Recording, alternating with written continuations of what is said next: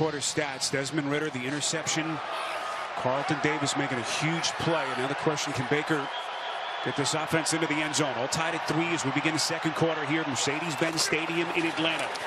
Baker faking the handoff, taking out a tackler, and he bangs it in for the Tampa Bay touchdown. Boy, Baker Mayfield, the ultimate gamer, taking one on the chin, and they turn the Davis takeaway into 6. Really an incredible play because he's going to fake it, but there's a free hitter in the hole. I don't know exactly what the read is, but Jesse Bates is right there. He's waiting. And really, if it wasn't for the block, if it wasn't for Wirfs who came down, it just gave Mayfield a little bit of space to take the inside from Jesse Bates. But that's just a great play by Mayfield, going out there making a play, knowing that they have struggled in this part of the field. Zach Triner, the snapper, Camarda, the holder. Operation sound as McLaughlin is good on the point after. Back in 30 seconds after this from Progressive Insurance.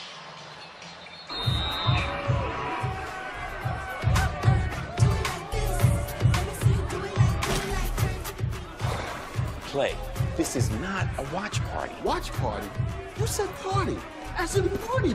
Let's check the replay. This What Really Happened replay is brought to you by Progressive. One thing no one would challenge, protecting your home and auto with Progressive. My bad. Should pull forward a touch? Hope he's got Progressive. There's your score. Baker Mayfield, short touchdown run to get Todd Bowles' Buccaneers a 7-point lead. Had a chance to visit with Baker yesterday. Such a gamer. Just think of everything he's been through, all the different stops over the last year plus for him.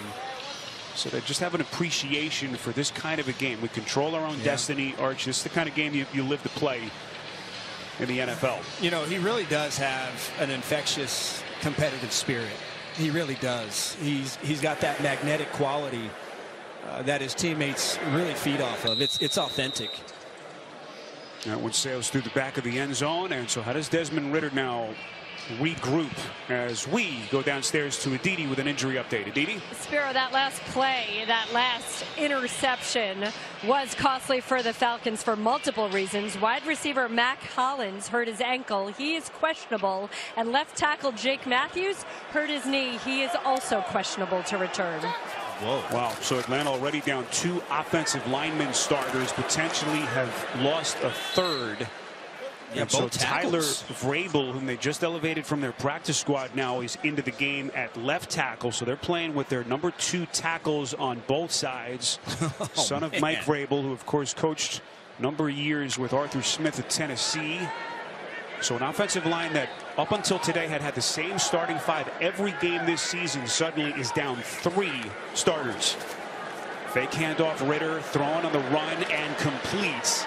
Near side of the field, that's Michael Pruitt. The football came out. What's the call here? Looks like it's out of bounds, and Atlanta is going to maintain possession. But boy, you can hear the audible gasp from down that sideline. At that spot, 3rd down. Boy, this is what an effort from Pruitt, because I thought for sure that Diaby, number 0, he was going to be able to get it. But look at Pruitt. He's fighting, and he just kind of gets that ball away from Diaby. That would have been a killer for Atlanta. That would have been exceptional for Todd Bowles if they would have had back-to-back takeaways. Meantime, what an open field tackle by Levante David, who's back in the mix today after missing the last 2 weeks. Robinson able to find some daylight. That's a 1st down spurt as he picks up 8. And that'll get some confidence to this offense after the turnover. And a fresh set of downs, down 7. Spiro, I mentioned earlier in the game, Storm Norton had a tremendous block. Look at this pancake right here. He's going to block down and just really a tremendous block. Number 77, the right tackle.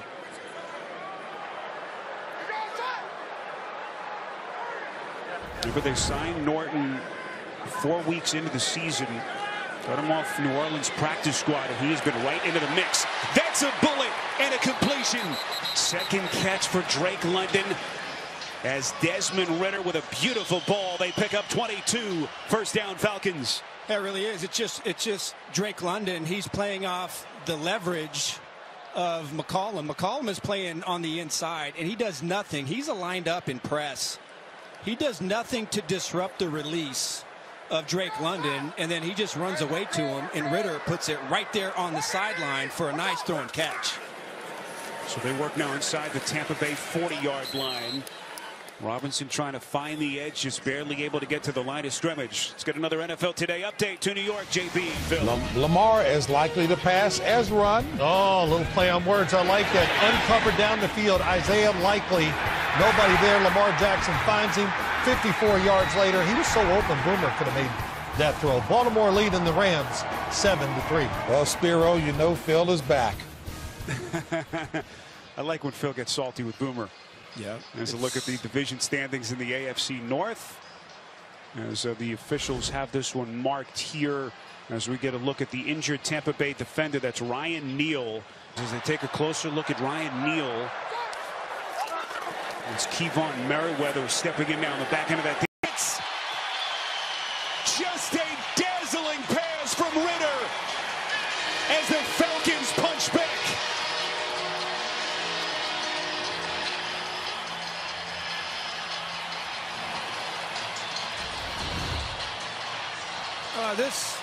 This has to be an assignment error by Winfield, number 31, in the slot. You know, typically this looks like a 3-deep coverage. You got to take the out and up. Now the corner may have to see that and fall off, but that's just a bust. Ritter is able to find it and hit Tampa Bay for the big play. This fan base in Atlanta has been clamoring for more from some of these high draft picks in this offense. Drake London has made a couple of big catches already, and Kyle Pitts with his first touchdown catch of the season on a 36-yard strike from Ritter. And we're tied on CBS. Template. Just think of how good he was. Then, of course, the injuries started to mount, and it went south on him with the Browns. But he feels like this is an offense, Arch, in which he can excel with Dave Canales' play calling. He can. And, again, he's come in and he's picked it up really quite well. But they're trying to be a playoff team. And so, to me, for them to be that playoff team, he also has to bump it up a notch and play like he did in that season. Pitch play. This is Chase Edmonds. What an open field tackle by Jesse Bates as we get more on Baker with Aditi. Spiro, Arches, you guys talk about Baker and him fitting in this offense and that pretty deep ball that even Todd Bowles told us he didn't know that Mayfield could throw. It's really so much more about his leadership, too.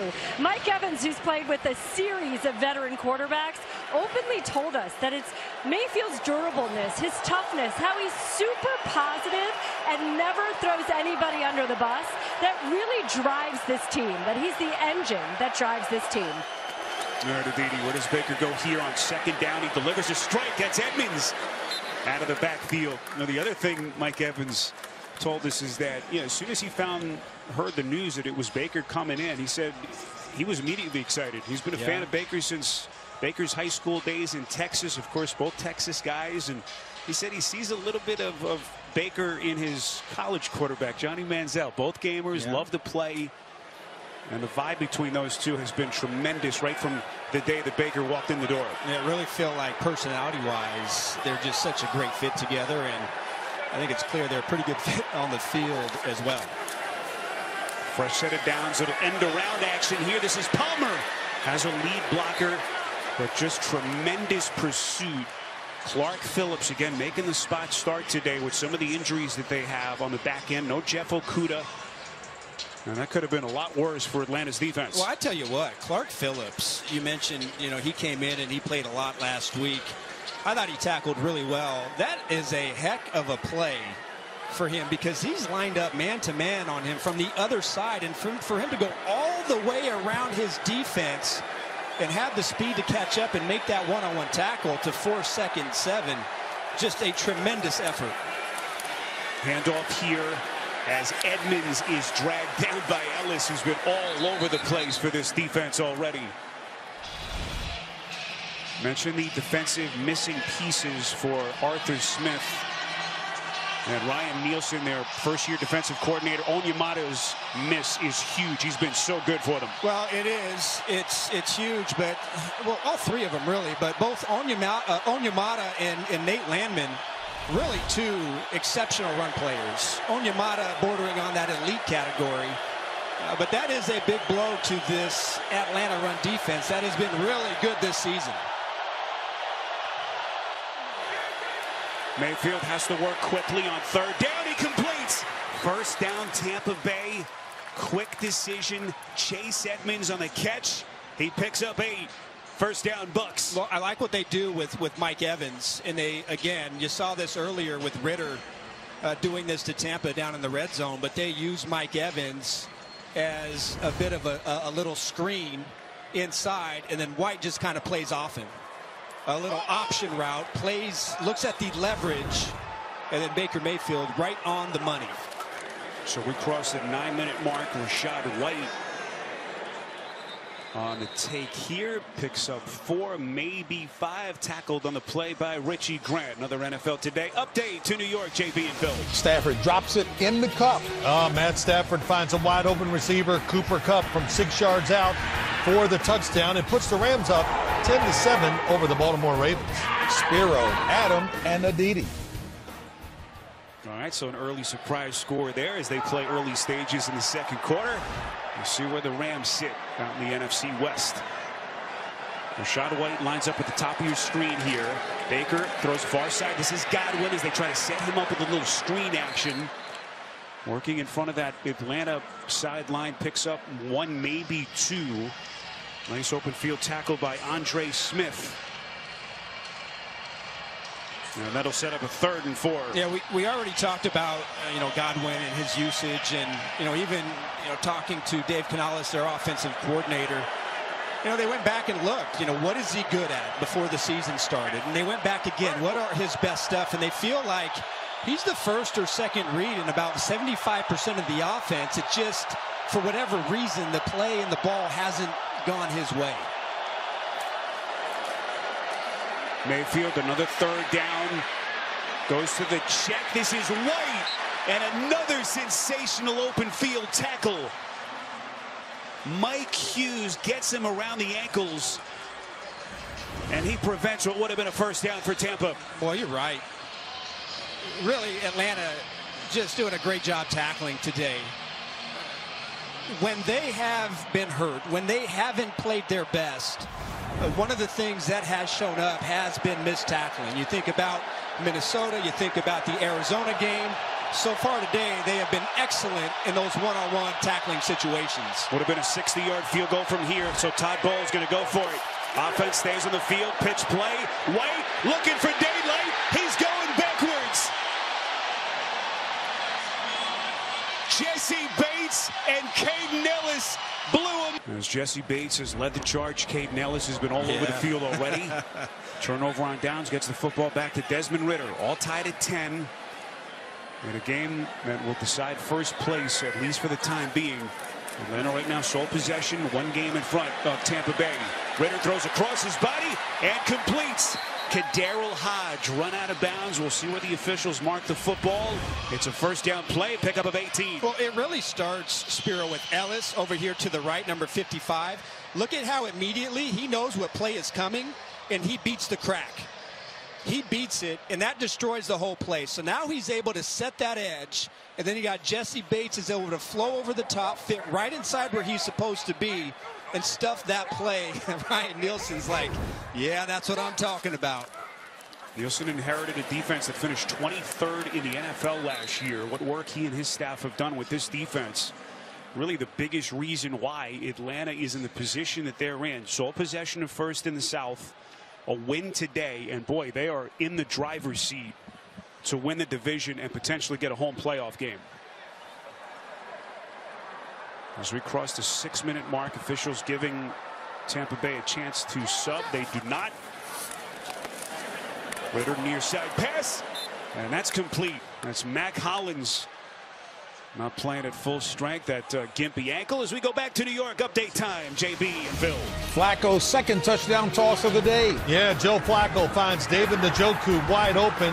going down the right sideline from 30 yards out. The second time they hooked up for a touchdown today. Cleveland 14, Jacksonville 0. Back to Spiro Ditas. Still can't believe Trevor Lawrence strapped it on and played after he had to be helped off the field for Jacksonville last week. Just incredible grit. Ritter feels the pocket, starts to muddy, and they get him around the ankles.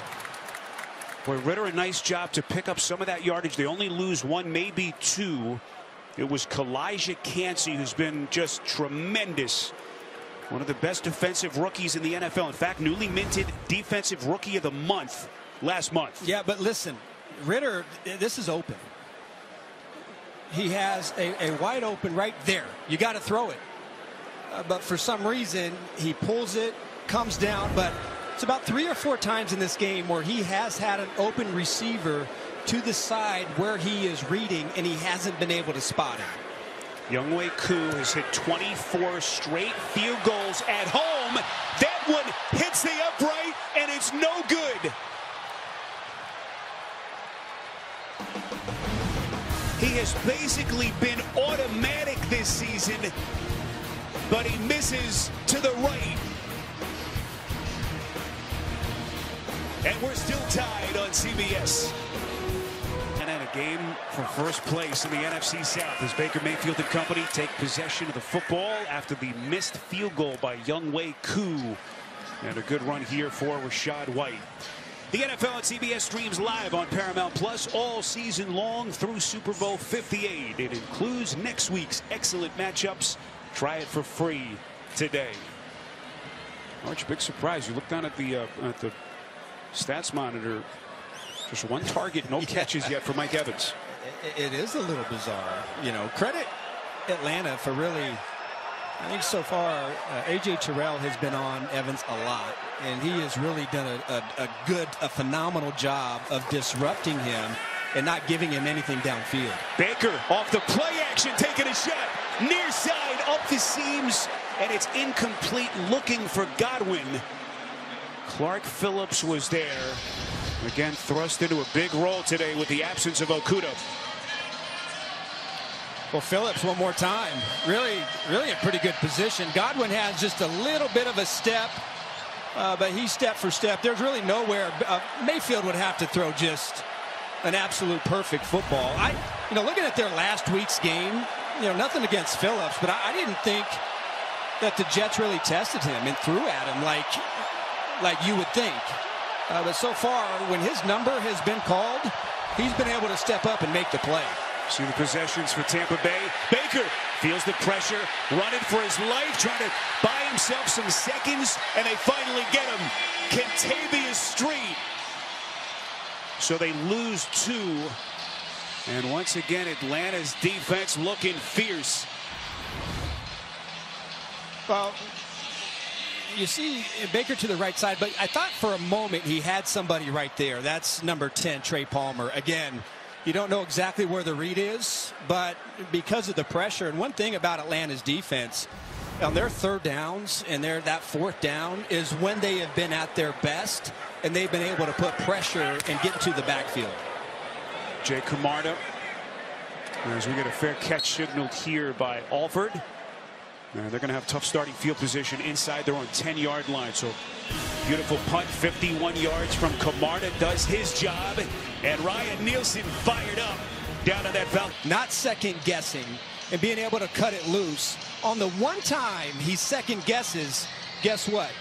Winfield Jr. makes him pay, and he has been a monster here in this back half of the season. Archer, I was just going to say, how good has Winfield been? Best year of his career, certainly Pro Bowl caliber. Last week, the sack and the interception. Just unbelievable how good he's been on the back end. Playmaking player for Todd Bowles. And as you see right there, second straight game with a sack. He's just been a home run hitter for this defense. Yeah, tremendous. Closed it out on the last play, the interception last week. And it's the story for Atlanta. We talk about the red zone giveaways.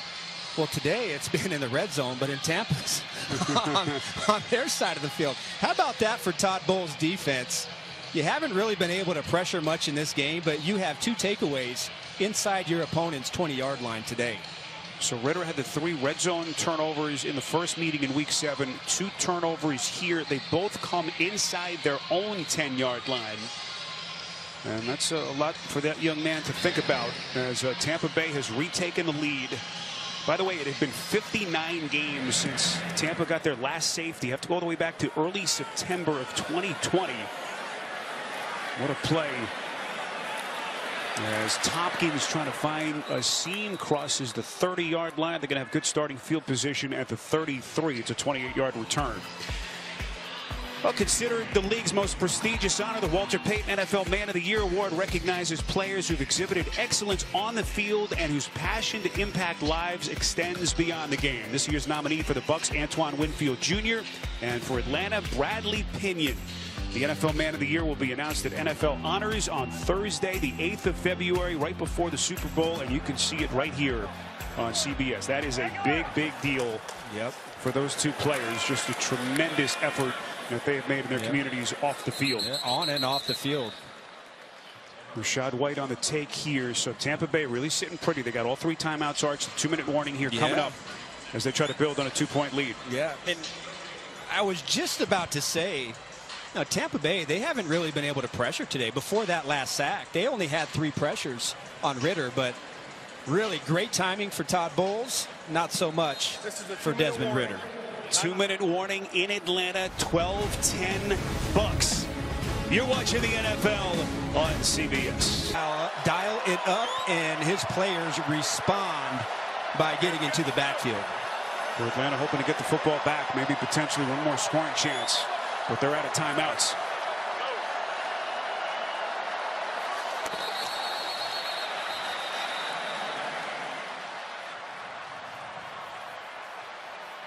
So 1:15 remaining. Looks like a false start penalty.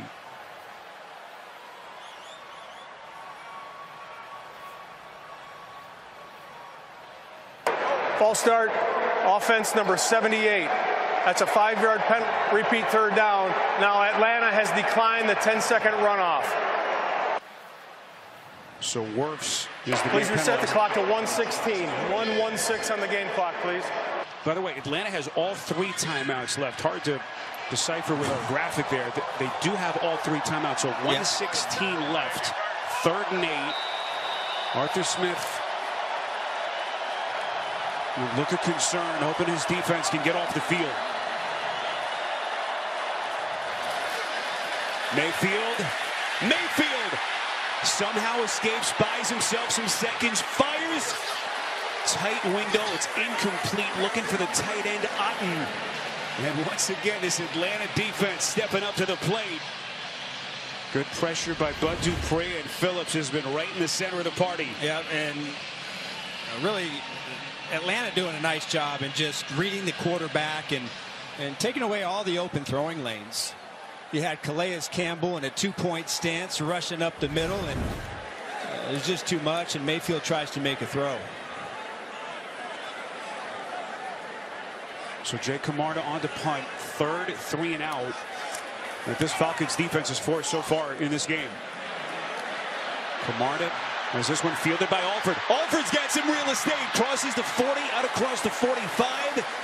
And boy, this couldn't have worked out any better for Atlanta. 58 seconds, all 3 timeouts. 22-yard return. And we're back in 30 seconds after this.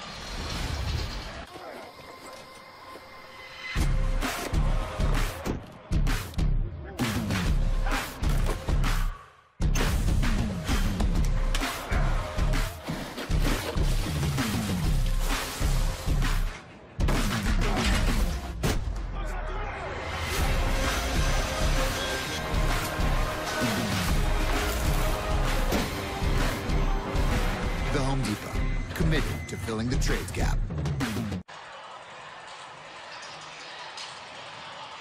Reminder coming up, the Verizon Halftime Report is next. JB, Phil, Nate Boomer, and Coach Cower for all the latest NFL scores and highlights. It's all coming up on the Verizon Halftime Report. Well, here's Desmond Ritter with the turnover earlier than the safety. Football is loose here. My goodness. Remember, he's got a new center today. Yeah, but this had nothing to do with the center. It just, the ball gets mixed up as he tries to either fake or give the ball to Robinson. That pass fired, boy, right into a tight space to London. That's the kind of response you want from your young quarterback. So that clock running inside of 30 seconds now, and it looks like Arthur Smith is going to take their first timeout. Atlanta, their first of the half. Be 30 seconds in length. Please reset the game clock to 33 seconds, please. Another reminder to keep it here. Verizon halftime report next. JB and the fellows standing by in New York. Some critical scores, all kinds of playoff implications around the league. On the Verizon halftime report, let's go downstairs to Aditi. Guys, the Falcons have lost another offensive lineman. Chris Lindstrom, who head coach Arthur Smith could not rave more about, is questionable with an ankle injury. It looked like it was rolled earlier, and he's in some pain right now. I mean, it's unbelievable. That is astounding. 1st and 10. Ritter slinging it again. Far side of the field. London has been his workhorse so far. Yep. Let's see where they mark the football. So again, every game this season, they had the same 5 starting offensive linemen. Suddenly, they're without 4 of them. Honestly, you think you see almost everything, but I don't think I've ever seen that before. 2 of them have gone down in this game. Matthews and now Lindstrom, the guard, as that pass is broken up, intended for Jonnu Smith. So 27 seconds left. Levante David was there for the Bucs. 3rd and 2. Atlanta arched down to 2 timeouts.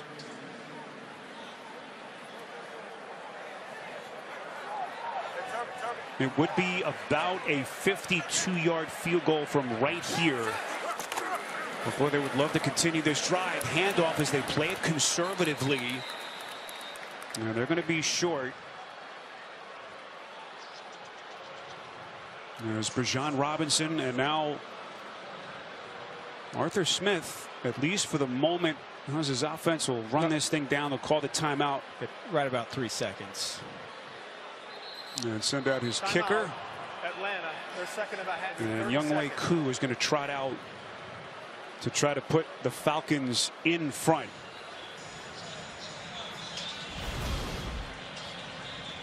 Oh, there's a lot that's going to happen here at halftime, especially for the Falcons. They've got to figure out the offensive line situation. They've got to find a way, Arthur Smith, to figure out how to not let the negative spiral out of control for his quarterback. And Tampa, really, they've got to figure out how to get some offense. They're sitting here with only 85 yards of offense in this game. Younghoe Koo missed earlier from 50. He's hit from 20. This one from 52 yards out. And Younghoe Koo, boy, did that knuckle back in? It did not. He missed it. Boy, we were singing his praises at the top, how good he's been for this team. Remember the game winner in the first meeting against Tampa Bay, but he has missed on 2 of his 3 attempts. 12-10 Bucs. Halftime is next after these first half highlights from Verizon and a word from your local station.